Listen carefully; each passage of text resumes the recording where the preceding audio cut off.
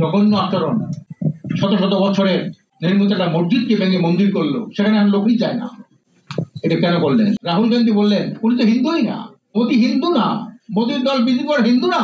পার্লামেন্টে দাঁড়িয়ে বললেন, বুক ফুলে বললেন রাহুল গান্ধী হিন্দুর নামে সম্পদের সৃষ্টি করা, অন্য ধর্ম জুলুম নির্যাতন করা, অন্যের ধর্ম পালনের বাধা প্রদান করা, এরা ধর্মীয় কোন আচরণ হতে পারে? সম্পূর্ণ রাজনৈতিক।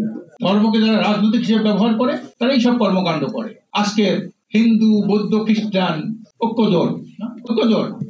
আচ্ছা, এখানে যদি হিন্দু বৌদ্ধ খ্রিস্টান আমরা আলাদা হলেন কেন? হিন্দু বৌদ্ধ খ্রিস্টানের সাথে মুসলমান শব্দ রাখতেন, তাতে এই দ্বন্দ্ব হয় না। হিন্দু মুসলিম বৌদ্ধ খ্রিস্টান যদি থাকে তাতে এই সমস্যাই তো হয় না। এই যে হিন্দু বৌদ্ধ খ্রিস্টান ঐক্য পরিষদ মানে কি?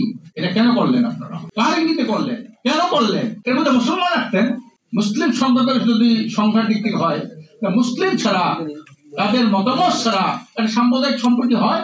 এজন্য আমি পরিষ্কার বলবো, শুধু শুধু হিন্দু বৌদ্ধ খ্রিস্টান ঐক্য পরিষদ নয়, হিন্দু মুসলিম খ্রিস্টান ঐক্য পরিষদ হতে হবে। আমরা সব জায়গায় সকল ধর্মের আমরা অধিকার প্রতিষ্ঠার জন্য, তার মানবিক মর্যাদা প্রতিষ্ঠার জন্য, তার ধর্মকর্ম পালনের জন্য আমরা সমৃদ্ধ করার চেষ্টা করবো। কেন কারো পক্ষে কিছু বলবো না। আজকে হিন্দু শিক্ষক, অনেক হিন্দু কিভাবে করে আমি জানি না, যেখানে সর্বকালে সর্বশ্রেষ্ঠ মহামানবের মধ্যে কথা বলে, আপনার আব্বার বাপের মধ্যে কেউ কথা বললে আপনি সহ্য করেন?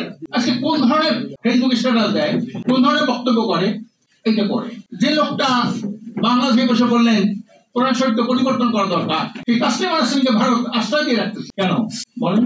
ভারতে অনেক মনীষী, মহাত্মা গান্ধী রাসূলের ব্যাপারে অনেক কথা বলছে না, কোরআন শরীফের পক্ষে কথা বলছে না? সেইখানে যে লোকটা বললো কোরআন শরীফ পরিবর্তন করা দরকার, তাকে আশ্রয় কেন দেয় ভারত?